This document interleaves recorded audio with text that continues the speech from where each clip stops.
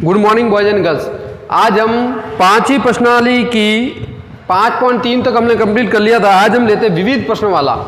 विविध प्रश्नवाला 5 जो लेते हैं उसमें जो इंपॉर्टेंट क्वेश्चंस है वो मैं आपको करा रहा हूँ, जो बुक्स से अकॉर्डिंग, बुक्स के अलावा कोई क्वेश्चन है वो करा रहा हूँ। जैसे मैं कर रहा हूँ इसका पहला सवाल, सबसे पहले इसका पहला सवाल हम करते हैं। विविध का पहला,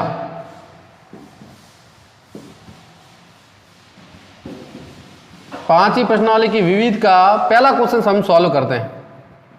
देखो क्या कहा है, दो समांतर श्रेणियों का सारवंतर समान है। दो समांतर श्रेणियां हैं और जिनका सारवंतर क्या है, समान है। इनमें से एक का पहला पद 8 है और दूसरे का 3 है। तो देखो मैं मानता हूं दो समांतर श्रेणी लेता हूं कैपिटल ए, इसका पहला पद, और इसको ले लेता हूं स्मॉल ए, इसका पहला पद मान लिया 3। तो एक का पहला पद कैपिटल ए मान लिया 8 है और एक का स्मॉल ए बराबर 3, ये दोनों के पहले पद है। पहले एपी का कैपिटल ए मान लिया पहला पद और दूसरे का मान लिया मैंने स्मॉल ए। तो कैपिटल ए इसका पहला पद 8 है, स्मॉल है, दूसरे एपी का कितना है, 3 है। दोनों का सारवंतर समान है, तो दोनों का सारवंतर हम समान ही ले लेते हैं। दोनों का सारवंतर जो है, सारवंतर दोनों का है वो समान है, तो मैं दोनों का सारवंतर सेम ले लेता हूं डी। दोनों का सारवंतर समान है तो मैं सारवंतर क्या ले लेता हूं, डी ले लेता हूं। अब देखो, अब ये कह रहा है इनके 30वें पदों के बीच का अंतर क्या होगा। तो कह रहा है कि दोनों एपी के 30वें पदों का अंतर क्या होगा।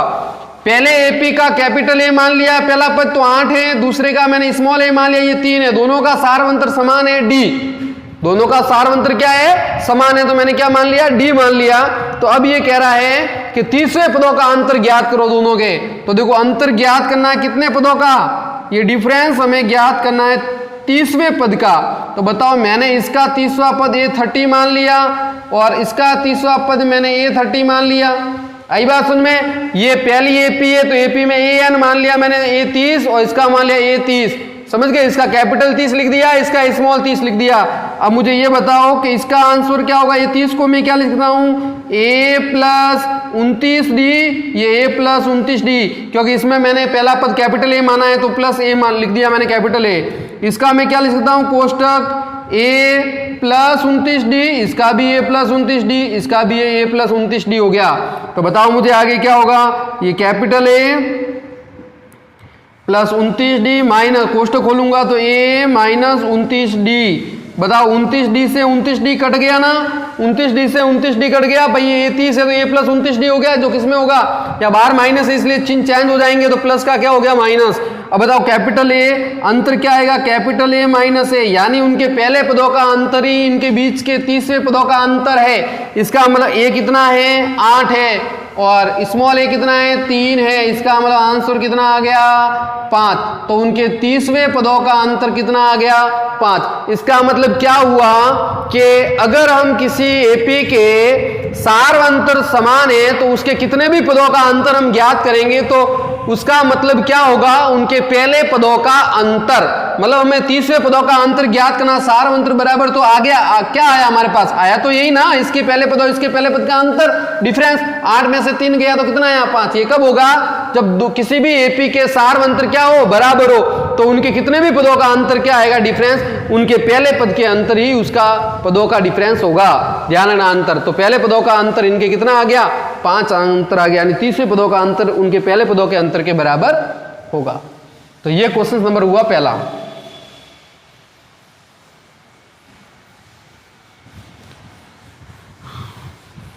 अब आते हैं हम इसका क्वेश्चन नंबर 2, दूसरा क्वेश्चन लेते हैं। इसका दूसरा क्वेश्चन देखो क्या है। दूसरा क्वेश्चन है, यदि 18 A B और -3 समांतर श्रेणी में हो, ये एपी में है, तो A प्लस बी क्या होगा, क्या कहा है, A प्लस बी क्या होगा। तो A प्लस बी का आंसर हमें बताना है, A प्लस बी। तो बताओ ये तो पहला पद हुआ, ये दूसरा पद हुआ, ये तीसरा पद हुआ और ये चौथा पद हुआ। सॉल्व करते हैं इनको। देखो सॉल्व करता हूं तो बताओ मुझे, ये पहला पद है और तीसरा पद दिया हुआ है, ए और बी का योग ज्ञात करना है, तो पहले ए और बी को ज्ञात करके फिर योग ज्ञात कर लेंगे। बताओ पहला पद क्या है 18 है और चौथा पद क्या है 3 है, तो a1 तो बराबर है हमारे पास 18। बताओ a4 कितना है, a4 माइनस का 3 है। बताओ a4 को मैं क्या लिख सकता हूं, a प्लस 3d बराबर माइनस के 3, a प्लस 3d बराबर माइनस के 3। बताओ a की वैल्यू यहां रख देता हूं, क्या a की वैल्यू यहां रख दो, a का मान कितना 18, तो 18 प्लस 3d बराबर माइनस के 3। बताओ 3d बराबर क्या होगा -3, 18 पीछे गए तो ये क्या हो गया माइनस के 18। बताओ 3d बराबर क्या हो जाएगा माइनस के 18 और माइनस के 3 माइनस के 21, 3 का भाग दिया तो कितना आ गया 7, यानी d की वैल्यू माइनस के 7 आ गई। d की वैल्यू कितनी आ गई माइनस का 7। अब आप a और b दोनों ज्ञात कर सकते हो ना, a का मतलब क्या है दूसरा पद और b का मतलब क्या है तीसरा पद, दोनों का योग साथ में ही लिख देता हूं मैं। तो बताओ a प्लस बी का मतलब क्या हुआ, बताओ मुझे। a का मतलब दूसरा पद है तो a2, a की जगह a2 लिख देता हूं और b की जगह तीसरा पद है तो क्या लिख देता हूं a3 लिख देता हूं। तो बताओ मुझे आगे क्या होगा, आगे देखो a2 का मैं क्या लिख सकता हूं a प्लस d लिख सकता हूं और a3 को क्या लिख सकता हूं a प्लस 2d लिख सकता हूं। क्या लिख सकता हूं a plus 2d, a plus d है ना, a का मतलब दूसरा पद और b का मतलब तीसरा पद।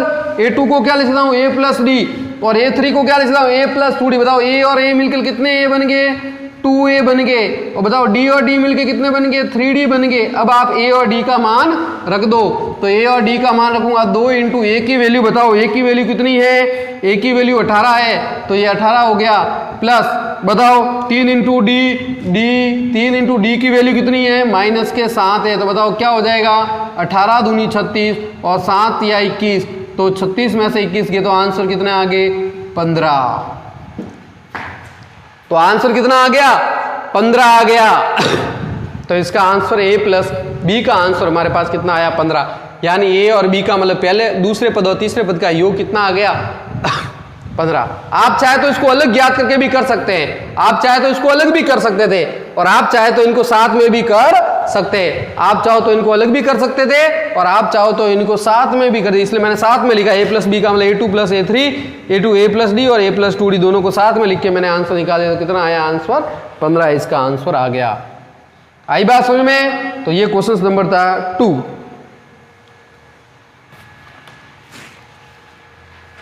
चलो अब देखो आगे, अब हम आगे सॉल्विंग करते हैं इसको।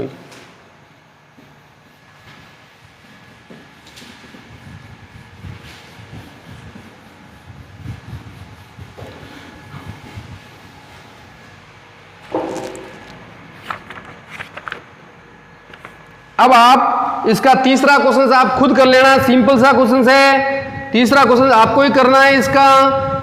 और यदि समांतर जगह प्रथम पद 2 व शानदार तो n पदों का योग 90 हो तो n की वैल्यू कितनी है, ये भी आपको खुद को ही करना है। SN वाला पूरा फॉर्मूला लगाना 4th में। और फिर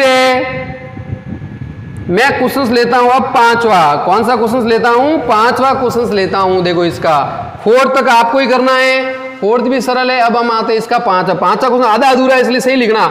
यदि एक समांतर श्रेणी के n पदों का योग, n पदों का योग यानी SN कितना दिया हुआ है, n पदों का योग दिया हुआ है 3n स्क्वायर प्लस 5n। ये नहीं है क्वेश्चंस में तो आप लिख देना इसको, अगर क्वेश्चंस में ये नहीं लिखा हुआ है तो ध्यान। 5वें क्वेश्चन में क्या है, यदि एक समांतर श्रेणी के n पदों का योगफल यानी SN क्या है 3n स्क्वायर प्लस 5n, नहीं लिखा हुआ तो लिख देना। तो ये कह रहा है तो 164 इसका कौन सा पद है, तो कह रहा है कि इस श्रेणी का 164 है वो कौन सा पद है, यानी इसके n का मान क्या है, कौन सा पद है, कौन सा nवा पद है ये, यानी इसके लिए n की वैल्यू निकालनी है हमें। 164 के लिए क्या निकालनी है n की वैल्यू, कि इसी क्रम में इस AP के अंदर ये 164 भी एक नंबर पे आता है, तो ये 64 कितने नंबर पे आता है, मतलब कौन सा पद है, कितने नंबर पे ये पद आ रहा है, और n की वैल्यू हमें 164 के लिए निकालनी है। तो चलो सबसे पहले हम पता करते हैं इसकी AP अंतिमवा पद। देखो सबसे पहले SN दिया हुआ है हमें, क्या दिया हुआ है SN, n पदों का योग दिया हुआ है।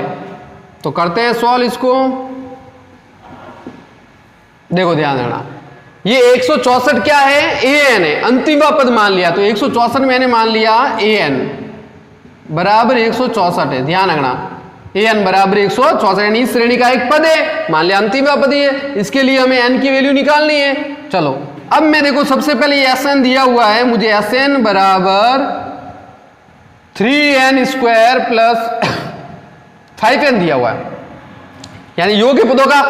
तो हम ऐसे तो डायरेक्ट कह नहीं सकते, सबसे पहले हमें पहला पद ज्ञात करने पड़ेगा, फिर हमें दूसरा पद ज्ञात करना पड़ेगा, और फिर उसके बाद हम d निकालेंगे, और फिर उसके बाद an वाले फॉर्मूले में मान रखेंगे तो हमारा आंसर आ जाएगा, n की वैल्यू आ जाएगी। चलो बताओ मुझे, तो सबसे पहले मैं पहला पद ज्ञात करूं तो बताओ n बराबर 1 रखूं, n बराबर 1 यहां पर रखूंगा तो पहला पद नहीं आएगा, पहले पद का योग आएगा। तो पहला पद को ने पहले पद का योग को, अरे भाई मैं एक पहला पद लिखूं तो पहले पद का योग क्या ज्ञात करूंगा, वो तो वो का वो ही होगा ना। तो इसका मतलब n बराबर इसमें 1 रखता हूं तो बताओ क्या हो जाएगा, S1 बराबर 3 इंटू 1 का स्क्वायर प्लस 5 इंटू 1, तो बताओ क्या हो जाएगा, S1 बराबर 3 प्लस 5, बताओ S1 बराबर कितना हो गया 8। बताओ इसको मैं S1 भी कह सकता हूं और इसको मैं A1 भी कह सकता हूं ना, ये पहला पद तो यही होगा ना, A1 कहूं या S1 कहूं दोनों एक ही बात है। क्यों एक ही बात है कि एक रखा n की वैल्यू, इसका मतलब पहले पद का योग आया। अब पहले पद का क्या योग करना, किसी का भी पहला पद है तो इसका कोई योग थोड़ी ना होगा, वो तो खुद ही पहला पद है। तो इसका मतलब पहले पद का योग को या A1 को वो एक ही होता है, ये हर बार हमेशा ध्यान रखना, किसी पहले पद का योग या पहला पद वो दोनों सेम ही होता है, पहले पद का कोई योग नहीं होगा, वही उसका आंसर है। तो इसका लिए S1 को हम A1 भी कह सकते हैं। अब मैं n की वैल्यू 2 रखता हूं, बताओ n की वैल्यू में 2 रखूंगा तो बताओ क्या हो जाएगा, S2 बराबर 3 इंटू 2 का स्क्वायर प्लस 5 इंटू 2, तो बताओ क्या होगा, S2 बराबर 3 प्लस 2 का 3 इंटू 2 का स्क्वायर कितना हो गया 4 प्लस 5 दूनी 10, तो बताओ क्या हो जाएगा, S2 बराबर 4 तिया 12 प्लस 10, बताओ S2 बराबर 12 और 10 कितने हो गए 22। अब मुझे ये बताओ इस S2 का मतलब क्या हुआ, इस S2 का मतलब क्या हुआ, ये दो पदों का योग है। इसका मतलब क्या हुआ, ये दो पदों का योग है। दो पद का मतलब एक पहला पद और एक दूसरा पद। तो बताओ मैं यहाँ क्या लिख सकता हूं, मैं S2 की जगह ये लिख सकता हूं क्या, S2 का मतलब A1 प्लस A2 कितना है 22 है। आई बात समझ में, इस S2 का मतलब क्या हुआ, दो पदों का योग, दो पद का मतलब एक पहला पद एक दूसरा पद। तो A1 प्लस A2 बराबर कितना है 22 है। तो बताओ A1 कितना आया हुआ है 8 है, तो पहला पद तो मुझे पता है ना 8, तो ये 8 प्लस A2 बराबर 22, तो बताओ A2 बराबर क्या हो गया 22 माइनस 8, यानी A2 बराबर हमारे पास आ गया 14। तो ये आपके पास आ गया A2, आपके पास पहला पद 8 आ गया और दूसरा पद कितना आ गया 14 आ गया, दूसरा पद क्या हो गया 14 हो गया। बताओ अब D निकाल सकते हो ना, तो D की वैल्यू बताओ क्या हो जाएगी, D बराबर हो जाएगा 14 माइनस, यानी D की वैल्यू हम कैसे निकालते हैं, D का मतलब दूसरे पद में से पहला पद घटाएंगे तो D की वैल्यू 14 में से 8 जाएगी। तो बताओ D की वैल्यू हमारे पास कितनी आ जाएगी, D की वैल्यू आ जाएगी 6। यहां तक बात समझ में आ गई आपको।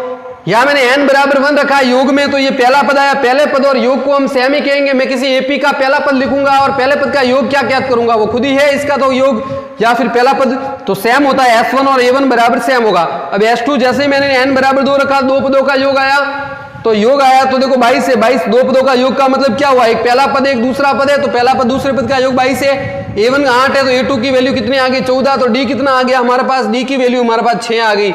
अब आपको AN दिया हुआ है कि 164 कौन सा पद है, तो AN का फॉर्मूला हम लगाते हैं। तो देखो यहां लगाता हूं मैं AN वाला फॉर्मूला, तो AN बराबर A plus N minus 1 into D। बताओ AN कितना है 164 बराबर A की वैल्यू कितनी है, A की वैल्यू ये रही 8 है, और plus N minus 1 into D कितना है, D की वैल्यू कितनी है 6, 8 उधर चला गया, तो बताओ 164 माइनस 8 बराबर N माइनस 1 इंटू कितने हो गए 6। 164 में से 8 गए तो बताओ पीछे कितने रहेंगे 156 रहेंगे ना, 156 बराबर N माइनस 1 इंटू 6 हो गए। 6 से इसको मैं काट देता हूं तो बताओ 6 दूनी 12, 2 बार कट गया, पीछे कितना बचा 3 6 संग 36, यानी 26 बार कट गया, बराबर में N माइनस 1 रहा। तो बताओ मुझे क्या हो जाएगा, N माइनस 1 बराबर 26 आ गया। तो बताओ N की वैल्यू कितनी आ गई 26 प्लस 1, यानी N की वैल्यू हमारे पास कितनी आ गई 27। तो कौन सा पद है 27वां पद है। तो इसका आंसर कितना हो गया 27। आई बात समझ में? तो an हमें अंतिम पद इस पद में के 164 कौन सा पद है, 164 कितने नंबर का है? तो an का वाला 164 दिया, तो an वाला फॉर्मूला लगाया, an बराबर a plus n minus 1 into D. an 164, a की वैल्यू 8 आ गई, n निकालना है, d की वैल्यू 6 आ गई।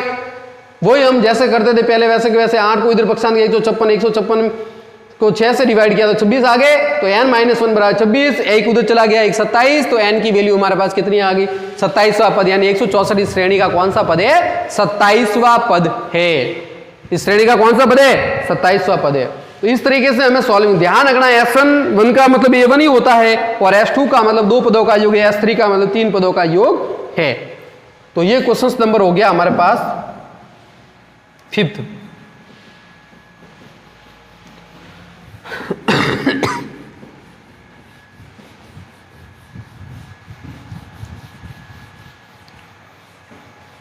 चलो अब हम लेते हैं आगे वाला क्वेश्चन।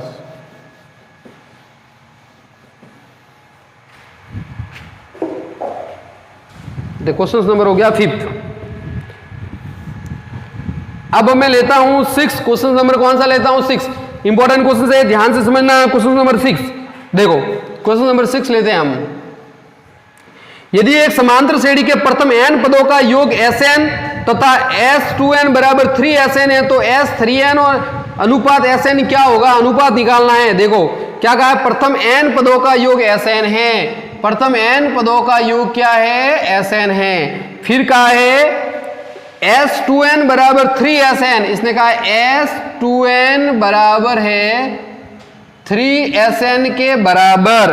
तो कहा है कि S3n का अनुपात निकालना है किसके साथ, Sn के साथ। Sn के साथ क्या निकालना है, अनुपात निकालना है। कितना अनुपात आएगा वो आपको निकालना है।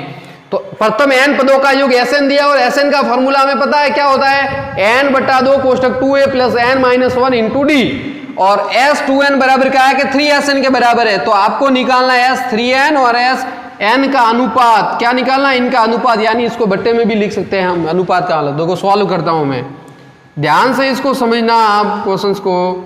चलो सबसे पहले मैं जो दिया हुआ वो लिखता हूं, S2n बराबर लिखा हुआ है 3Sn के। आई बात समझ में? अब ध्यान से समझना, यहां n की जगह क्या है 2n है, तो Sn का फॉर्मूला क्या होता है हमारे पास, देखो मैं आपको बताऊं, Sn का फॉर्मूला होता है n बट्टा 2 कोष्टक 2a plus n minus 1 into D. ये किसका फॉर्मूला होता है, Sn का। ध्यान रखना ये Sn का फॉर्मूला है। तो बताओ यहाँ n की, यहाँ n है इसलिए यहाँ पर n आया, अगर यहाँ पर 2n है तो यहाँ पर क्या आएगा 2n, जहां जहां n की वैल्यू वहां क्या आ जाएगा 2n आ जाएगा। आई बात समझ में? यहाँ n है इसलिए यहाँ n और यहाँ क्या आ गया n आ गया। अगर यहाँ 2n है तो इसकी जगह देखो, इसके घात में इसके बट्टे में नीचे क्या है, इसके 2n है, इसका मतलब इस n की जगह क्या आ जाएगा 2n आ जाएगा। तो बताओ इसका फॉर्मूला क्या होगा, ये होगा ना। देखो ध्यान रखना, 2n बट्टा 2 कोष्टक 2a plus 2n minus 1 into D, ये हो गया इसका फॉर्मूला। तो n की जगह यहां क्या 2n, तो 2n बट्टा 2 2a plus 2n minus 1 into D बराबर में, बताओ बराबर में क्या होगा 3 इंटू Sn की जगह वही फॉर्मूला n बट्टा 2 कोष्टक 2a plus n minus 1 into D. ये किसकी जगह आ गया, Sn की जगह। 3 इसके आगे गुणे में है। अब आप देखो, अब मैं इसको काट सकता हूं, कैसे काट सकता हूं, देखो ये इस पूरे पद के ये गुणे में है, ये भी इस पूरे पद के ये गुणे में है, गुणे गुणे में काट सकते हो आप। ये 2 से 2 कट गया, आई बात समझ में? इसके n से ये वाला n कट गया, काट सकते हो आप। इसके n से इसके n को काट दिया, क्योंकि ये इसके गुणे में है और ये इसके गुणे में, गुणे वाला काट सकते हो आप। तो इस n से ये n कट गया, इस 2 से ये 2 कट गया। अब देखो अब आगे क्या हुआ, यहां पहले मैं इसको सॉल्व करता हूं, फिर इस 2 से मल्टीप्लाई करूंगा। तो बताओ क्या हुआ, 2a प्लस डी का 2n से गुणा करूंगा तो 2nd, और डी का -1 से गुणा करूंगा तो माइनस का डी बराबर में। यहां क्या रहा बताओ, यहां रहा 3 बट्टा 2, बताओ यहाँ गुणा करूंगा डी का, देखो यहाँ 2a प्लस डी का n से गुणा करूंगा तो एन डी, और डी का -1 से गुणा करूंगा तो ये डी। आई बात समझ में? यहाँ तक गुणा हो गया। चलो अब आगे देखो, इस 2 का किससे मल्टीप्लाई, इस 3 का तो इनसे होगा, ये 2 बट्टे में तो 2 का इनसे गुणा हो जाएगा ना, इस 2 का गुणा किससे हो जाएगा, इससे। तो बताओ क्या हो जाएगा, ये 2 का गुणा, क्योंकि ये इसके बट्टे में है ना, इसका गुणा इससे होगा, इस 3 का गुणा तो इनसे होगा और इस 2 का गुणा इससे होगा, क्रॉस मल्टीप्लाई करेंगे तो ये इससे गुणा हो जाएगा। तो 2a का 2a से गुणा हुआ तो कितना हुए 4a, प्लस 2 का 2nd से गुणा किया तो 4nd, और इस 2 का d से गुणा किया तो क्या हो गया -2d। बराबर में बताओ, बराबर में क्या हो गया, इस बराबर में 3 का इन से गुणा कर लूं, 3 का इन से गुणा तो 6a, 3 का nd से गुणा करूंगा तो 3nd, और 3 का मैं d से गुणा करूंगा तो कितने हो जाएंगे 3d। आई बात समझ में यहाँ तक? इस 3 का 2 से गुणा किया 6, 3 का n से गुणा किया 3nd, और 3 का d से गुणा किया तो 3d हो गया। अब देखो, अब इधर ध्यान देना, इन सभी को मैं उधर भेज दूं, इन सभी को मैं उधर भेज दूं ना, देखो 6 है, सब सेम है ना, पर तो इन सबको उधर भेज दो, उधर भेजेंगे तो बताओ क्या हो जाएगा 6a प्लस 3nd -3d, ये सब उधर चलेंगे तो बताओ, ये प्लस का 4a इधर आ गया तो माइनस का, ये 4nd इधर आ गया तो -4nd, और बताओ ये 2d माइनस का इधर आ गया तो +2d बन गया, और बराबर में लिख देता हूं 0। बराबर में ये उधर चलेगा तो क्या रहेगा 0 ही तो रहेगा। तो बताओ अब 6a और 4a, 6a में से 4a गया तो कितना रहा 2a, 3nd में से 4nd, ये 3nd प्लस के और 4nd माइनस के, तो 4nd में से 3nd के तो माइनस का nd रहा, ये माइनस का nd रहा। बताओ 3d और minus plus 2d, 3d minus का है प्लस के 2d है तो 1d रहा, ये 1d रहा, बराबर क्या हो गया 0।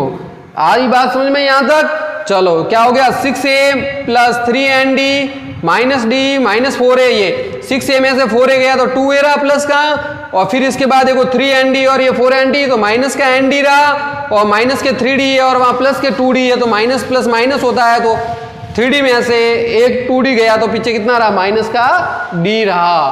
क्या रहा हमारे पास माइनस की d रहा।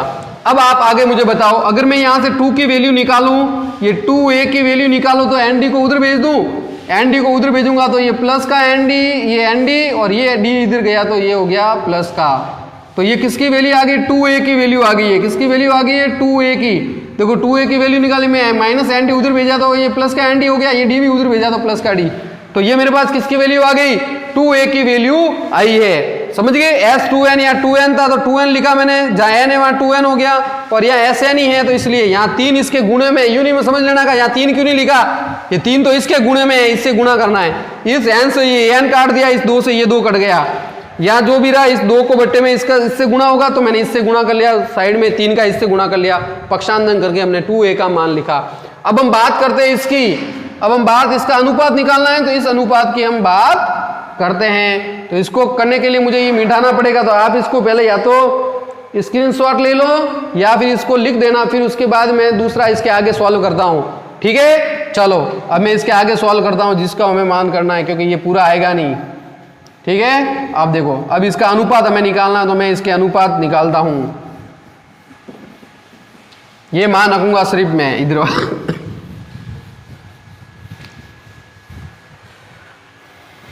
चलो अब हमें इसका अनुपात निकालना है, तो S3n बट्टा Sn, इसका अनुपात, अनुपात को हमेशा हम बट्टे में लिख सकते हैं, अनुपात को किस में लिख सकते हैं बट्टे में। 2a की वैल्यू ध्यान रखना, 2a बराबर क्या है nd प्लस d, ध्यान रखना 2a की वैल्यू कितनी है, 2a की वैल्यू हमने निकाली है nd प्लस d, ध्यान रखना ये। अब चलो मैं अब इस अनुपात का मतलब बट्टे में लिखना है, इन दोनों का अनुपात निकालना हमें आंसर। बताओ ये 3n है तो अब की बार फॉर्मूले में क्या हो जाएगा 3n हो जाएगा ना। देखो इसके गुणे में आया है, यहाँ आगे होता तो आगे गुणा, ये इसके यहाँ पर है, इसका मतलब ये n की जगह 3n लिखना है, तो फॉर्मूला क्या हो जाएगा 3n बट्टा 2, कोष्टक क्या हो गया 2a प्लस बताओ क्या हो जाएगा 3an -1 इंटू डी, जहाँ n है वहां पर 3n हो जाएगा। आई बात समझ में। बट्टे में देखो, बट्टे में तो ये Sn वाला है तो इसके नीचे Sn वाला फॉर्मूला। Sn का क्या होता है, n बट्टा 2 कोष्टक 2a plus n minus 1 into D, क्योंकि यहाँ n है इसलिए यहाँ n लिखा, यहाँ 3n है इसलिए 3n लिखा फॉर्मूले में। अब आप मुझे बताओ, देखो ये एक दूसरे के बट्टे में है तो बट्टे में जो भी सैम होगा वो कट जाएगा। देखो ये 2 से ये 2 कट गए, ये n से ये n कट गया, ये इनको नहीं काट सकते क्योंकि इनको सॉल्विंग करनी है अभी तक। S3n बट्टा Sn, बताओ अब मैं मान रखता, देखो 2a की वैल्यू मैंने लिख दी है। देखो वहां पर 2a की वैल्यू कितनी है, या 2a का मान दोनों जगह रख सकता हूं ना मैं। 2a का क्या मान रख सकता हूं बताओ, nd प्लस डी रख सकता हूं ना। 2a की वैल्यू क्या रख सकता हूं, nd प्लस डी। तो बताओ 2a की वैल्यू मैंने क्या लिख दी, nd प्लस डी, इस 2a की जगह आ गया प्लस, देखो इस d का 3n से गुणा किया तो 3nd, बताओ d का -1 से गुणा किया तो ad। आई बात समझ में। इस 2a की वैल्यू क्या लिख दी मैंने, nd प्लस डी। ये nd प्लस डी हमने पहले ज्ञात किया था, d का 3n से गुणा किया तो 3nd और d का -1 से गुणा किया तो -d। बताओ 2a की जगह क्या आ जाएगा, nd प्लस डी, ये nd प्लस डी। बताओ इस d का n से गुणा किया तो क्या हो गया nd, और इस d का -1 से गुणा किया तो माइनस का d। आई बात समझ में। चलो अब आगे देखो, इस nd ये d प्लस का है और ये d माइनस का है तो कट गया। बताओ ये d भी प्लस का है और ये d माइनस का है तो क्या हो गया, कट गया। तो बताओ आगे क्या हो गया, S3n बट्टा Sn। बताओ मुझे क्या होगा, ये nd और 3nd मिलके कितने हो गए 4nd, ये हो गया 4nd। और बताओ ये nd और nd कितने हो गए 2nd, ये 2nd। अरे बात समझ में आई। देखो अरे चलो यहाँ 3 से 1 मल्टीप्लाई भी करना था, इसका 3 से गुणा भी करना था, मैंने 3 से गुणा नहीं किया है तो 3 से मैं यहाँ गुणा भी लिख देता हूँ, ये गुणा लिख देता हूँ यहाँ 3 से। ध्यान रखना इसका 3 से गुणा करना था, ठीक है, इस 3 से गुणा करना है इसका, तो यहाँ 3 से गुणा लिख देना, 3 इंटू 4nd। ध्यान रखना। चलो तो क्या हो गया, देखो इस 3 का इस n 2 से 2 कट गया, हर से हर कट गया, ये अंश से अंश कट गया, 3 रहा, 3 का इससे गुणा करना बाद में करेंगे। 2a का वैल्यू कितनी है nd प्लस डी लिख दिया और 3nd, ये d, इस d का 3 से गुणा किया 3nd, d का -1 से माइनस d प्लस का d माइनस का d कट गया तो nd और 3nd कितने हो गए 4nd। 3 बाहर था मैंने नहीं लिखा तो मैंने अब लिख दिया, इस 3 से गुणा करना है। नीचे nd और nd कितने हो गए 2nd, कैसे आया, तो 2a की जगह क्या रख दिया nd प्लस डी, और इस d का n से गुणा किया nd और d का -1 से गुणा किया तो माइनस के d। चलो इस प्लस के d से माइनस का d कट गया तो nd और nd कितने हो गए 2nd। तो बताओ इस nd से nd कट गया, 2 का 4 में भाग कितनी बार गया 2 बार। तो बताओ आंसर हमारे पास कितना आ गया 3 दूनी 6, 6 अनुपात 1। इसका मतलब S3n और अनुपात Sn का अनुपात आ गया 6 अनुपात 1। इसका मतलब इसका आंसर आ गया हमारे पास 6 अनुपात 1। 6 लिख सकते हैं, बट्टे में 1 लिखने की कोई जरूरत ही नहीं है क्योंकि हमेशा इसकी संख्या के बट्टे में 1 तो होता ही है। तो इसका आंसर क्या हो जाएगा ग 6, समझ गए। तो इसका आंसर कितना हो जाएगा 6 हो जाएगा।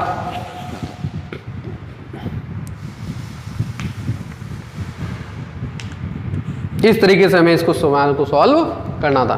तो ये क्वेश्चन नंबर कौन सा हो गया हमारे पास, 6ठा हो गया।